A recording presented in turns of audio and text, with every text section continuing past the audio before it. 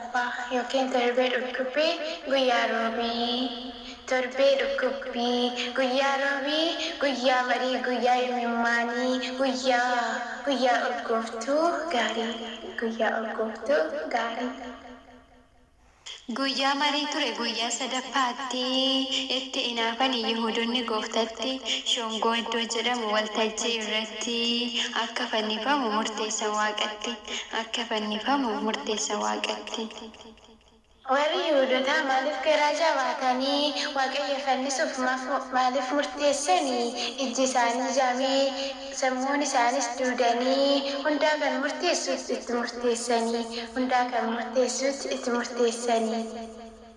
Qarshii 30 dabarsee laate Yihuudanii harka uumama isaatiin yommuu du'uuf isa dabarsanii osoo hunda beekuu inni cal jedhe gooftanii osuma hunda beekuu ni callise gooftanii.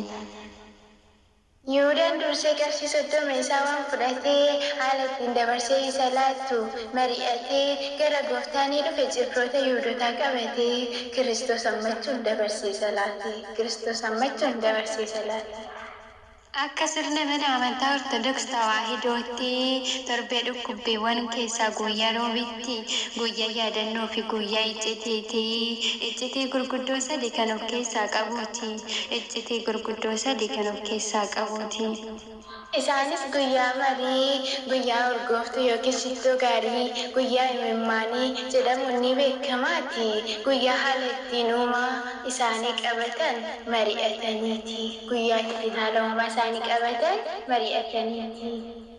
Guyyaa dubartiin cubbuu ishee itti gaabbitee miila gooftatti kuftee imimmaaniin qulleessite urgooftuutti dibdee rifeensa goorsitee gantuu kan ta'e Yihuudaan gooftaa isaa dabarsee laate.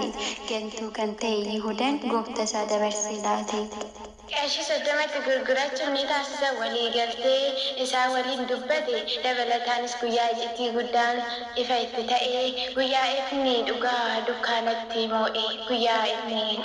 dukkanatti moo'e. Barumsi guyyaa kanaa jireenya keenya qaba akka barannetti sirna kadhannaa fi sagadaa qalbii kan nama jijjiiru sirriitti keessumaa sirna gidiraaf dhukkubbii nuuf jedhee gidirfamuu isaa Rabbi.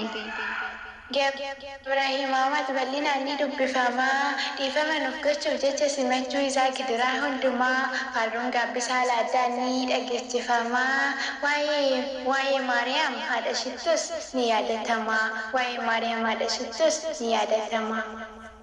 Gantummaa fi ofittummaa Yihuudaan bartuu isaa ture guyyaa marii jedhamees Maatewos 26 irratti barraa'e.